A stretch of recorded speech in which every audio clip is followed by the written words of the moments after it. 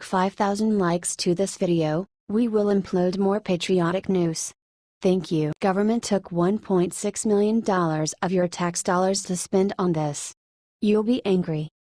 With regards to fraud, waste, and abuse, most offenders and huge government spenders will stay nearby one of three major territories: Social Security, Medicare, and welfare.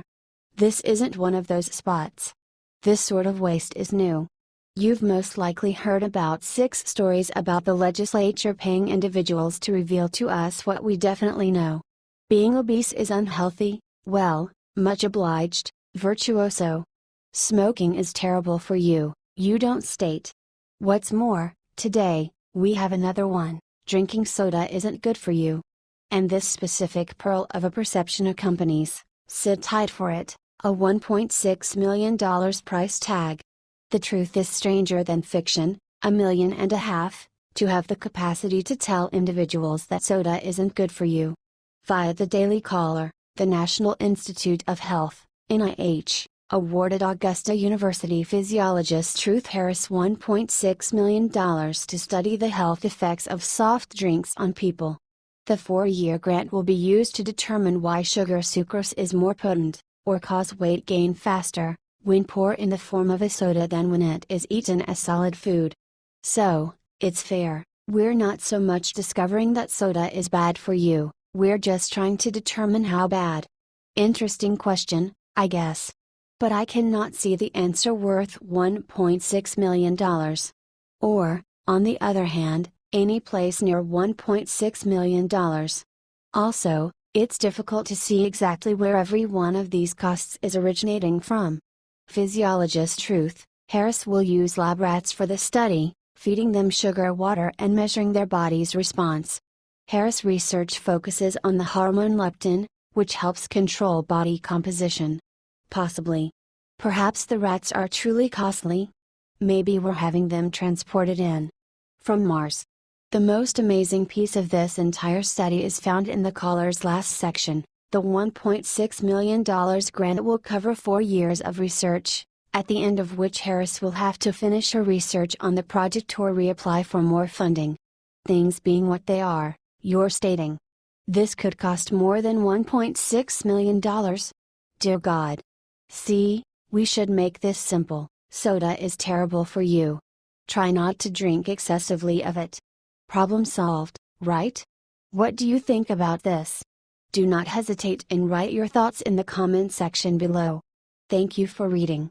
H.T. The Daily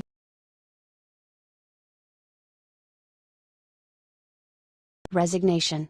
Look who Democrats expect to resign, not Pelosi but. It shouldn't be a mystery at this point. Liberals manage by sowing dread. It's their standard technique, and they're great at it, and now and then, they figure out how to do it to themselves. What's more, those days are about the most engaging days around. The actuality is, making individuals apprehensive of repulsive, non-existent results are the left's unparalleled political approach. The Republicans are harming the earth, the right is taking without end all health care perpetually, conservatives are bringing back racism, and so forth. Their trap is to make individuals ghastly afraid of something, so apprehensive that they'll begin to vote liberal. So it's more than satisfying to see a gathering of liberals ghastly afraid of what the future may bring in the event that one of their most loved government representatives resigns. Since the aggregate left all believe that Supreme Court Justice Anthony Kennedy would step down for good. What's more, basically every liberal in America shouted as one. Daily Caller journalist Tam Barathi has gone along a few lib tweets about Kennedy's retirement. Also, well, amazing. Via Daily Caller, rumors are swirling that the Supreme Court Justice Anthony Kennedy may announce his retirement Monday, and the liberals are afraid of the possibility of a conservative-leaning court. Liberals are fearing mongering that basic human rights may be at stake if President Trump has the opportunity to replace Kennedy with a more conservative justice. More or less, liberals are probably the most intrigue-inclined individuals on the planet. The victims being trotted out before we contain a portion of the benchmarks the left has used to frighten American opportunities, but at the same time, there are considerably darker proposals, or, rather, Recommendations that would basically be entertaining, if not for the way that liberals really trust them. Yes, that is right. On the off chance that Justice Anthony Kennedy resigns, Brown versus Board of Education will be overturned, and will come back to segregated schools. That is the thing that the left considers. I figure all that lying and fear-mongering at long last broke the collective liberal brain. Additionally, you incorrectly spelled Obergefell. Kopf much? I assume this would be the point to remind conservatives not to trust the standard liberal untruths. Be that as it may, if the falsehoods are this terrible, there's very little more to state. Kennedy could conceivably resign. However, it's protected to state that American liberals are presently past soundness. What do you think about this? Do not hesitate and write your thoughts in the comment section below. Thank you for reading. H.T. The Daily Caller.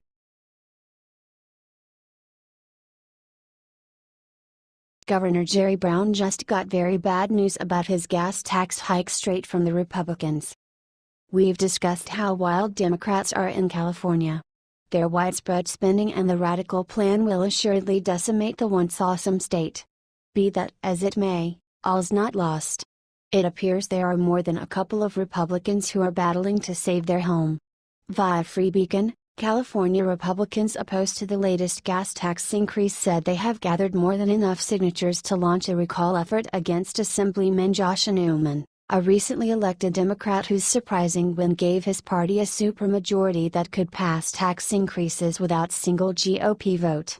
Carl DeMaio, a conservative San Diego talk radio host who is leading the recall effort, said Republicans opposed to the latest gas tax hike. Newman submitted 84,988 signatures for the recall effort on Tuesday, nearly 20,000 more than the 63,592 the law requires.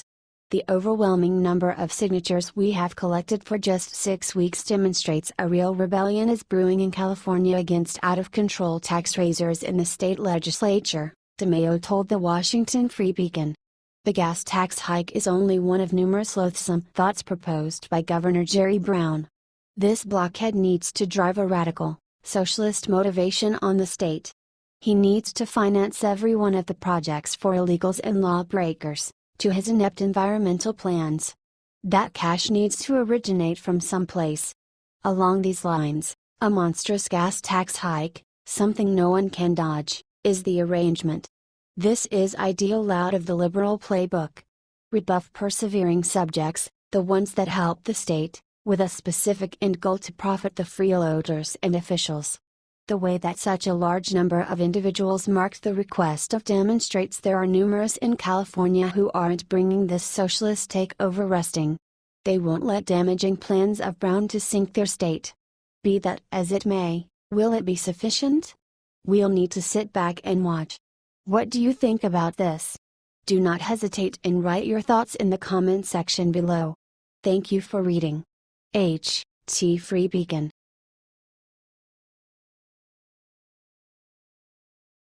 Here's the reason why the Senate added $45 billion to the healthcare bill.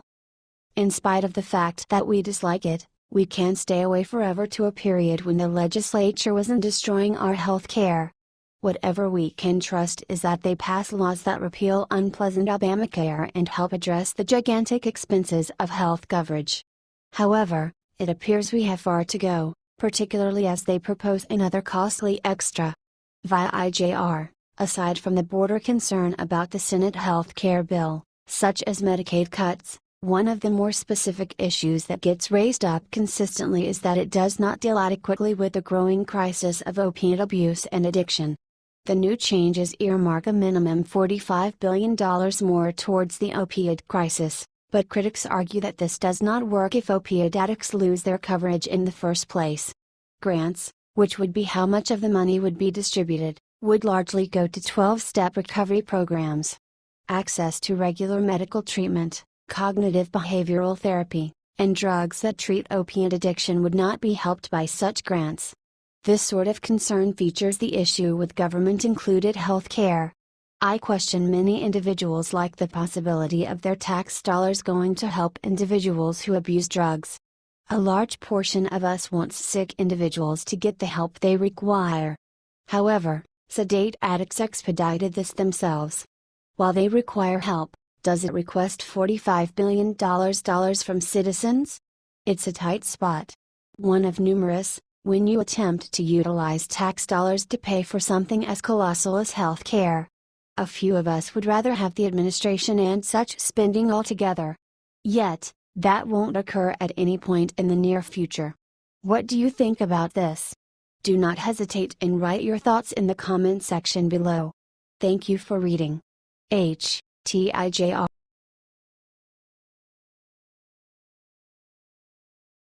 Look what's been hacked now. This is more dangerous than the DNC email server. You'll be speechless. Libs in the media have been so fixated on the Trump worked with Russian hackers to win the election hypothesis, they've missed one of the greatest risks to the United States ever. Furthermore, it's occurring directly in front of them. Certainty is, while Russian hackers didn't work with Trump to win the decision, they attacked a few key government servers over the previous year. They're great at it, and they can cause upwards of a huge number of dollars of harm to a couple of terrible keystrokes, in the event that they access something delicate. Hackers are perilous. Make a note of that. So it ought to likely stress the mainstream media more when something more perilous than the DNC's treasonous messages is hacked. Something like, say, a nuclear power plant. Via Conservative Tribune, the computer system in at least one U.S. nuclear power plant was compromised by a cyber attack. A source told the news outlet that federal authorities were investigating the hack, which authorities called the ongoing matter. While no suspected culprit has been named, investigators are looking at the possibility that a foreign government was behind it. I'll leave you to envision the numerous ghastly and tragic situations that a hacked control plant could convey to U.S. soil.